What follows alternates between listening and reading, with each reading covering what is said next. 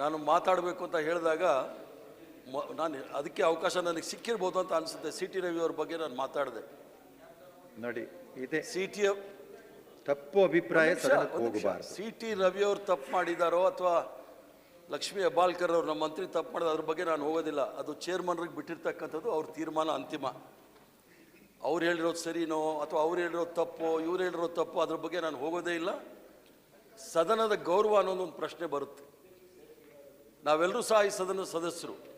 ಒಬ್ಬ ಸದಸ್ಯನಿಗೆ ಪೊಲೀಸವರು ಆ ಥರ ನಡೆಸ್ಕೊಳ್ಳೋದು ತಪ್ಪು. ಕಾನೂನಿನ ಚೌಕಟ್ಟಿನಲ್ಲಿ ಯಾವ ಕ್ರಮ ಬೇಕಾದ್ರೂ ತೆಗೆದುಕೊಳ್ಳಿ, ನಾವು ಸ್ವಾಗತ ಮಾಡ್ತೇವೆ. ಅವ್ರು ತಪ್ಪು ಮಾಡಿದರೆ ಅವ್ರ ಮೇಲೆ, ಇನ್ನೊಬ್ರು ತಪ್ಪು ಮಾಡಿದರೆ ಅವ್ರ ಮೇಲೆ. ಆದ್ದರಿಂದ ಅವತ್ತು ನಡೆಸ್ಕೊಂಡಿರ್ತಕ್ಕಂಥದ್ದು ತಪ್ಪು ವಿಚಾರ. ಯಾಕಂದರೆ ನಾವು ಉದಯಗಿರಿ ತೆಗೆದುಕೊಂಡು ಎಲ್ಲೆಲ್ಲೋ ಬಂದ್ಬಿಟ್ಟಿದ್ದೀವಿ. ಯು ಪಿ, ಬಿಹಾರ್ ಇಲ್ಲೆಲ್ಲ ಹೋಗಿರೋದ್ರಿಂದ ಕೆಲವು ವಿಚಾರಗಳನ್ನು ತಮ್ಗೆ ಹೇಳೋಕ್ಕೆ ಇಚ್ಛೆ ಬೀಳ್ತೇನೆ. ಮಾತಾಡೋ ಸಂದರ್ಭದಲ್ಲಿ ಕೆಲವು ಸಮುದಾಯದವರಿಗೆ ಪೊಲೀಸ್ ಸ್ಟೇಷನ್ನಲ್ಲೇ ಬಿಟ್ಬಿಡ್ತಾರೆ, ಇದೊಂಥರ ಸ್ಟೀರಿಯೋ ಟೈಪ್. ನಾನು ಚಿಕ್ಕಂದಿನಿಂದ ನೋಡ್ಕೊಂಡು ಬಂದಿದ್ದೀನಿ. ಯಾಕಂದರೆ ನಾನು ABVP ವಿರುದ್ಧ ಎಲ್ಲ ಕಾಲೇಜು ಸ್ಕೂಲ್ಗಳಲ್ಲಿ ಎಲೆಕ್ಷನ್ ನಿಲ್ಲಿಸ್ತಾ ಇದ್ದವನು. ಒಂದು ಸ್ಟೀರಿಯೋ ಟೈಪ್, ಯಾವುದಾದ್ರೂ ಒಂದು ಅಲ್ಪಸಂಖ್ಯಾತರ ಸಮುದಾಯದ ಹೆಸರು ತೆಗೆದುಕೊಂಡು ಅದರ ವಿರುದ್ಧ ಮಾತಾಡ್ತಕ್ಕಂಥದ್ದು. ಮಂಗಳೂರು ಏರ್ಪೋರ್ಟಲ್ಲಿ ಒಬ್ಬರು ಬಾಂಬ್ ಇಟ್ಟರು. ಬಾಂಬ್ ಇಟ್ಟ ತಕ್ಷಣ ಯಾರೋ ಪಾಕಿಸ್ತಾನದಿಂದ ಬಾಂಬ್ ಇಟ್ಟಿದ್ದಾರೆ, ಬಂದರು, ಅದು ಇದು ಅಂತ ಹೇಳಿದ್ದು ಗಲ್ಬೆ. ಅಲ್ಲೊಬ್ಬರು ಹಿಡಿದ್ರು, ರಾವ್ ಅಂತೇಳಿ ಒಬ್ಬರು ಹಿಡಿದ್ರು. ನಾನೆಲ್ಲೋ ತಿಳ್ಕೊಂಡೆ ರಫೀಕ್ ಅಂತ ಇರಬೇಕು, ಅದನ್ನು ರಾವ್ ಅಂತ ಹೇಳ್ತಾ ಇದ್ದಾರೆ ಅಂತ ನನಗನ್ನಿಸ್ತು. ಆಮೇಲೆ ನೋಡಿದೆ ಅಲ್ಲ, ಅದು ರಾವೇ ಅಂತ ಆಯ್ತು. ಪೊಲೀಸ್ ಅವ್ರು ತನಿಖೆ ನಡೆಸ್ಬಿಟ್ಟು ಅವ್ನ ತಲೆ ಸರಿ ಇಲ್ಲ, ಅದಕ್ಕೆ ಬಾಂಬ್ ಇಟ್ಬಿಟ್ಟಿದ್ದಾನೆ ಅಂತ.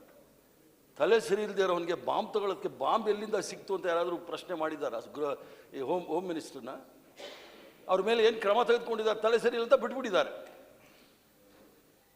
ಅದಲ್ಲದೆ ಇತ್ತೀಚೆಗೆ ನಡೆದಂಥ ವಿಚಾರಗಳು, ಈಗಷ್ಟೇ ಅಲ್ಲಿ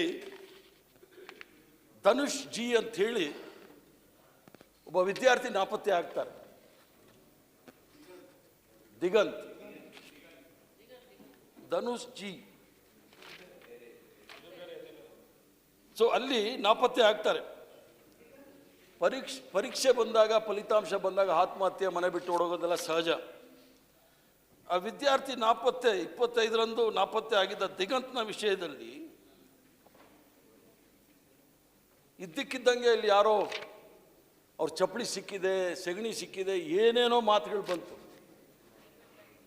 ರೈಲ್ವೆ ಟ್ರ್ಯಾಕ್ ಹತ್ರ ಅವ್ರ ಚಪ್ಪಲಿ ಸಿಕ್ಕಿದೆ ಅಂಥೇಳಿ ಅಲ್ಲಿ ಒಂಥರ ಗಂಭೀರವಾದ ಪರಿಸ್ಥಿತಿ ಉದ್ಭವ ಆಗೋ ಪರಿಸ್ಥಿತಿಗೆ ಬಂದಾಗ ಕಡೆಗೆ ಅವರೇ ವಾಪಸ್ ಬರ್ತಾರೆ. ಉಡುಪಿನಲ್ಲೋ ಎಲ್ಲೋ ಮಂಗಳೂರಲ್ಲಿ ಸಿಕ್ಕಾಕೊಳ್ತಾರೆ, ವಾಪಸ್ ತಗೊಂಡ್ಬರ್ತಾರೆ. ಅದೇ ರೀತಿಯಲ್ಲಿ ಕರಾವಳಿ ಪ್ರದೇಶದಲ್ಲಿ ಒಬ್ಬ ಸಂಘ ಪರಿವಾರದ ಕಾರ್ಯಕರ್ತ ಕಾರ್ತಿಕ್ ರಾಜ್ ಅವ್ರ ಕೊಲೆ ಆಗುತ್ತೆ. ಕೊಲೆ ಆದ ತಕ್ಷಣ ಇಡೀ ದಕ್ಷಿಣ ಕನ್ನಡ ಪ್ರಕ್ಷುಬ್ಧ ಸ್ಥಿತಿಯಲ್ಲಿತ್ತು. ಮೊದಲೇ ಅದು ಭಾಳ ಸೆನ್ಸಿಟಿವ್ ಕ್ಷೇತ್ರ. ಕೊಲೆ ಆಗಿದೆ ಅಂಥೇಳಿ ದೊಡ್ಡ ಪ್ರತಿಭಟನೆಗಳೆಲ್ಲ ಆಯಿತು.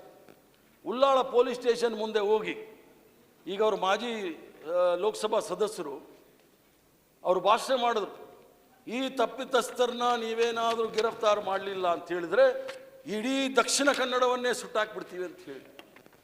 ಯಾರ ಮನೆ ಆಸ್ತಿ ಸ್ವಾಮಿ? ಈ ದೇಶದಲ್ಲಿ ಕಾನೂನು ಅನ್ನೋದಿದೆ, ಸಂವಿಧಾನ ಅನ್ನೋದಿದೆ. ಆಮೇಲೆ ನೋಡಿದ್ರೆ ಅವ್ರ ಮನೆಯವರೇ ಕೊಲೆ ಮಾಡಿದ್ದಾರೆ ಅಂತ ಆಯಿತು.